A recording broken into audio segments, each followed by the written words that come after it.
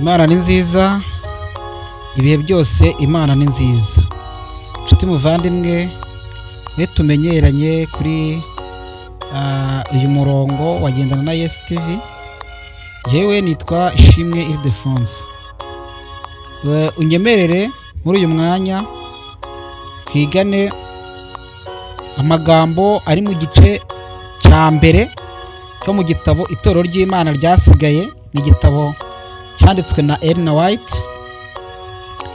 Turareba akagingo ka mbere kavuga ngo ikintu Imana yitaho mu buryo buhebuje. Ikintu Imana yitaho mu buryo buhebuje. Munyemerere duce bugufi dusenge. Data wa twese, Imana ikomeye, Muremyi wacu, Umucunguzi wacu, wowe uduha kubaho, ukaduha ibidutunga, ukaduha imyambaro ndetse n'ibindi byose byatugirira akamaro mu buzima, ubihimbarizwe. Waduhaye ibyanditswe byera byahumetswe nawe kugira ngo twigishwe nabyo, dutunganywe nabyo, ubihimbarizwe. Ubwo tugiye kureba ikintu ukunda kandi gihebuje, uduhe kugisobanukirwa mu izina rya Yesu. Ikintu Imana yitaho mu buryo buhebuje. Melbourne, Australia, kuwa 23 Ukuboza 1892. Kuri bene data bo mu nteko nkuru rusange, ndahamiriza bene data n'abavandimwe banjye yuko nubwo itorero rya Kristo rishobora kuba irinyantege nke kandi rikaba rifite inenge, nicyo kintu cyonyine ku isi Kristo yitaho bihebuje. Mu gihe Kristo ararika abatuye isi bose kumusanga kugira ngo bakizwe, ategeka abamarayika be guha ubufasha mvajuru buri mutima wose uzi umusanga binyuze mu kwihana no kwicuza. Kandi ubwe binyuze muri Mwuka we wera yiyizira hagati mu itorero rye. Uwiteka, wagumya kwibuka ibyo dukiranirwa? Mwami, ninde wazahagarara adatsinzwe? Ahubwo kubabarirwa kubonerwa aho uri kugira ngo wubahwe. Negereza Uwiteka, umutima wanjye urategereza, kandi ijambo rye niryo niringira. Umutima wanjye ugirira Uwiteka amatsiko urusha uko abarinzi bayagirira igitondo. Ni koko, urusha uko abarinzi bayagirira igitondo. Wa bwoko bw'Abisiraheli we, ujya wiringira Uwiteka, kuko imbabazi zibonerwa aho Uwiteka ari, kandi aho ari niho habonerwa gucungurwa kwinshi. Kandi niwe uzagucungura ubwoko bw'Abisiraheli, abukureho ibyo bwakiraniwe byose. Zaburi y'130 umurongo wa 3 kugeza uwa 8. Abagabura hamwe n'itorero ryose, nimureke uru rube ururimi rwacu ruvuye ku mitima yakozweho n'ubwiza bukomeye n'urukundo by'Imana kuri twe nk'ishyanga, ndetse no kuri buri wese ku giti cye. Wa bwoko bw'Abisiraheli we, ujya wiringira Uwiteka uhereye none ukageza iteka ryose. Amen. Zaburi y'131 umurongo wa 3.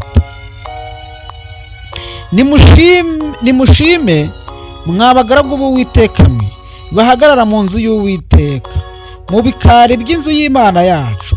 Mushimire Uwiteka yuko Uwiteka ari mwiza, muririmbire izina rye ishimwe, kuko ari iry'igikundiro.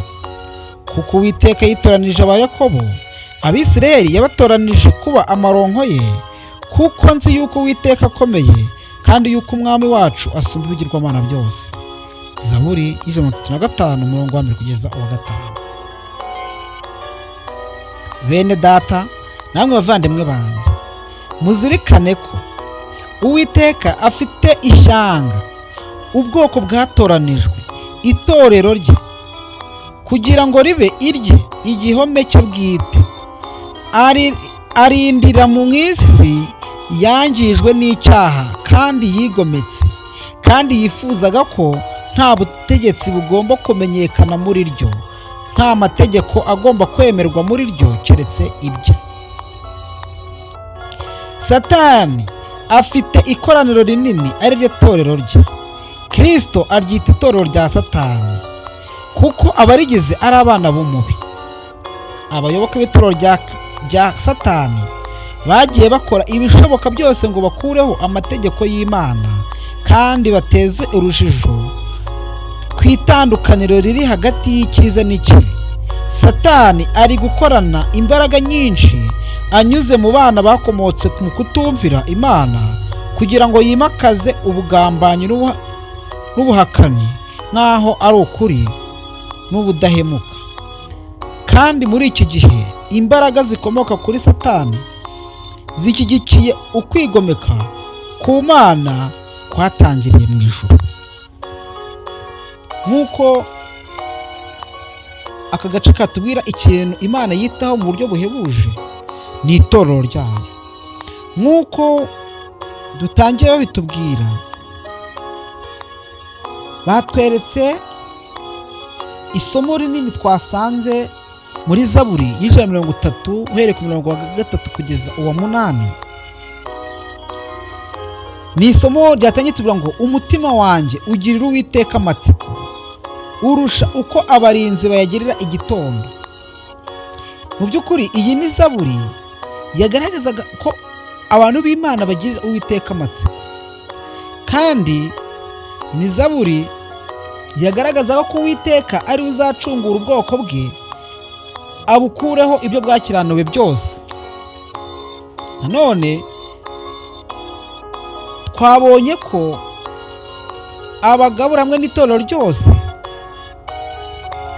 ngo tureke ururimi rwacu ruvuye ku mitima yakozweho n'ubwiza bukomeye n'urukundo by'Imana kuri twe nk'ishyanga ndetse no kuri buri wese ku giti cye, ko Uwiteka ari we ubabarira ibicumuro by'abana bayo. Kandi tumaze kubona ko dukwiye kwiringira Uwiteka uhereye none tukageza iteka ryose.